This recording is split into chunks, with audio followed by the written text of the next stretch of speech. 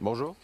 Le film Wonka se termine comme il a commencé, avec un moment de pure imagination au goût de chocolat. Voici la fin expliquée ainsi que des théories sur une possible suite et Oompa Loompa Doobadida.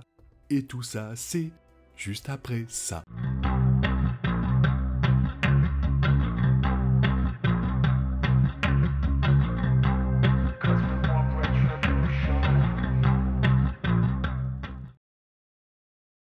Le préquel suit les débuts de Willy Wonka, avant qu'il n'ouvre sa célèbre chocolaterie. Il se fait une poignée d'amis en cours de route, alors que lui, Noodle, vraisemblablement orpheline, et le reste de l'équipe sont obligés de travailler pour Madame Screwbit, et planifient de démanteler le cartel du chocolat composé de Arthur Slugworth, Prodnose et Figgleburger, qui ont racheté le chef de la police et le curé avec des bonbons et du chocolat pour poursuivre leur opération. Après avoir trouvé des moyens inventifs de vendre le chocolat de Wonka, loin des yeux de Slugworth et de la police, Wonka est finalement arrêté et renvoyé. Wonka revient après avoir réalisé que la bague de Slugworth portait le même insigne que celui du collier de Noodles. Il s'avère que Noodles n'est pas du tout orpheline. Slugworth l'a prise à sa mère qui est venue demander de l'aide à Slugworth après que Noodles soit tombé malade et l'a envoyé dans le vide-linge chez Madame Screwbit. Le cartel du chocolat est implacable et il tente de tuer Willy Wonka et Noodles, libérant le chocolat dans leur coffre-fort pour les noyer. Lofty les sauve et la vérité sur Slugworth est révélée. Après l'arrestation du cartel du chocolat, Noodles retrouve sa mère. Wonka ouvre sa chocolaterie et engage Lofty pour diriger le département des tests de goût. Slugworth, Prodnose et Figgleburger dirigeaient les galeries gourmets et considéraient la capacité de Willy Wonka à fabriquer du chocolat comme une menace non seulement pour leur entreprise, mais aussi pour leur alliance avec la police et l'église. Si Wonka avait ouvert une chocolaterie, cela les aurait poussés à la faillite, et ils auraient perdu leurs finances et leur pouvoir sur la ville. Surtout, le cartel du chocolat trompait la ville en édulcorant ses chocolats et en gardant les réserves cachées. Slugworth et ses acolytes ont également menti sur leur registre, ce qui les a amenés à payer la police pour poursuivre leur ruse. Ce que Slugworth voulait finalement faire, c'était chasser Willy Wonka de la ville, afin que personne ne soit au courant de leur méchanceté. Slugworth, en particulier, voulait exterminer Wonka parce qu'il était devenu proche de Noodles, et le chocolatier ne voulait pas qu'elle connaisse la vérité sur son passé. Noodles a cru qu'elle était orpheline toute sa vie, mais la fin du film a révélé que sa mère biologique était toujours en vie, même si son père était décédé. Du côté de son père, Noodles était la nièce de Slugworth, et il faisait de son mieux pour cacher ce fait. Lorsque sa mère a amené le bébé Noodles à Slugworth dans le but de l'aider à traiter sa maladie, il lui a dit qu'il le ferait. Mais Slugworth a ensuite menti à la mère de Noodles lui disant que le bébé était mort.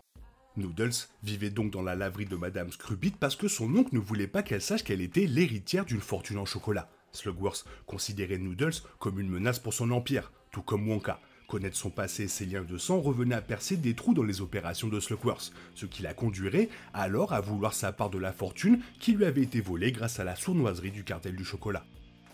Dans le film, le personnage principal de Timothée Chalamet est analphabète. Cela devient notamment un problème lorsque Wonka est enfermé dans le contrat de Madame Screwbit, alors que Noodles lui avait demandé de lire les petits caractères. C'est une information intrigante sur le personnage, dont la tête est remplie de rêves. Aucune raison directe n'est donnée pour expliquer pourquoi il n'a jamais appris à lire. Ce qui est intéressant, étant donné que la mère de Willy Wonka a grandi et qu'elle savait lire et écrire. Wonka était plus préoccupé par tout ce qui concernait le chocolat et son obsession pour le chocolat. Les bonbons et leur innovation suggèrent qu'il était trop préoccupé par eux pour prendre la lecture au sérieux.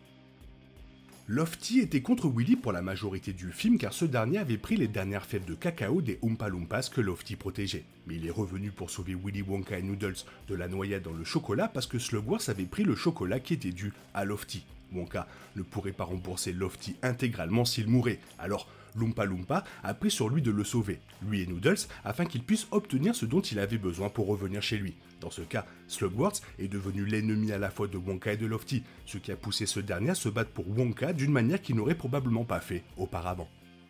Les amis de Willy Wonka ont été créés pour le préquel et ne réapparaissent dans aucun des autres films de Wonka. À la fin du film, Noodle et les autres sont enfin libérés de Madame Screwbit. Noodles retrouve sa mère qui travaille à la bibliothèque de la ville. On ne sait pas ce qu'il adviendra de Noodles à l'âge adulte, mais elle passera probablement ses journées à faire connaissance avec sa mère et en apprendre davantage sur la famille qu'elle n'a jamais connue.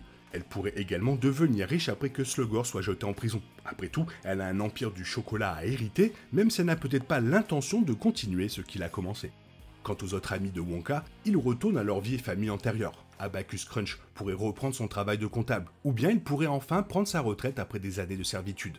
Larry retourne probablement auprès de sa femme tandis que Piper et Lottie reprennent respectivement le rôle de plombier et d'opérateur téléphonique. Lottie se remet même à parler plus qu'à la laverie, car elle est enfin libre et remplie d'espoir une fois de plus. Willy Wonka a passé une grande partie de sa vie seul. À part sa mère, il n'avait pas vraiment beaucoup d'amis. Et même s'il pouvait apporter de la joie à tout le monde en ouvrant sa chocolaterie magique, Wonka n'avait personne de spécial dans sa vie avec qui partager son bonheur ou ses expériences. Cela a changé lorsqu'il a rencontré Noodles et l'équipe chez Madame Scroobit. Wonka apprend finalement qu'avoir des objectifs et une imagination imparable ne signifie rien s'il n'y a personne pour t'accompagner. Wonka partage la barre de chocolat de sa mère avec Noodles et ses amis parce qu'ils l'ont aidé à réaliser ses rêves. La chocolaterie de Wonka n'existerait pas sans leur aide. Le secret de sa mère était qu'il n'y avait pas de secret. Le bon chocolat n'a un goût phénoménal que grâce à la personne avec qui Wonka le partage. Il aurait pu se contenter de manger seul le chocolat de sa mère, mais c'est encore plus doux de pouvoir le partager ainsi que ce moment avec ceux dont il s'était rapproché tout au long du film. Considérant que le film est un préquel de Willy Wonka et la chocolaterie de 1971, il y a environ 2 décennies entre ce film et le début du film mettant en vedette Gene Wilder. Timothée Chalamet a exprimé son intérêt à reprendre son rôle dans une suite s'il y avait davantage de l'histoire de Wonka à explorer, ce qui est évidemment le cas, a déclaré l'acteur. Le réalisateur Paul King serait également prêt à revenir dans le monde de Wonka. Même si le préquel est autonome, sans avoir besoin d'une suite, King a déclaré aux mêmes médias qu'il y a 25 ans et bien d'autres choses qui arrivent à Willy Wonka après ce film. Bien que la fin ne prépare pas le terrain pour une suite immédiate de Wonka, il y a certainement de la place pour plus. Une suite pourrait explorer la vie de Noodles après ses retrouvailles avec sa mère, ainsi que ce qui arrive à Wonka entre l'ouverture de son usine et sa tentative de trouver quelqu'un pour en hériter. Il pourrait partir à la recherche d'un nouveau goût après avoir entendu une histoire de Lofty, ou tout simplement découvrir encore plus Oompa Land, avec des surprises bien sûr. Bref, il y a du potentiel.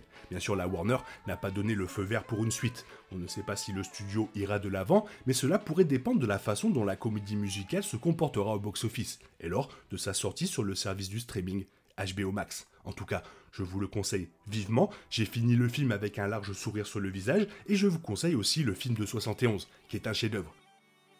Bon, vous avez probablement compris, je suis fan de fou de l'univers, j'ai vu le film de 1971, j'étais vraiment un jeune ado sans poil, et il m'a marqué, top 5 film ever. Toi, qu'est-ce que tu as pensé du film? Fais-moi part de ton avis dans la zone commentaire, sinon il est temps pour toi de reprendre le cours normal de ta vie. Bien sûr, on se retrouve bientôt pour une nouvelle vidéo, bisous bisous, bye bye. Oompa, loompa, doompity-doo, I've got a tragic tale for you. Oh yeah, we want retribution! Oh yeah, we want retribution!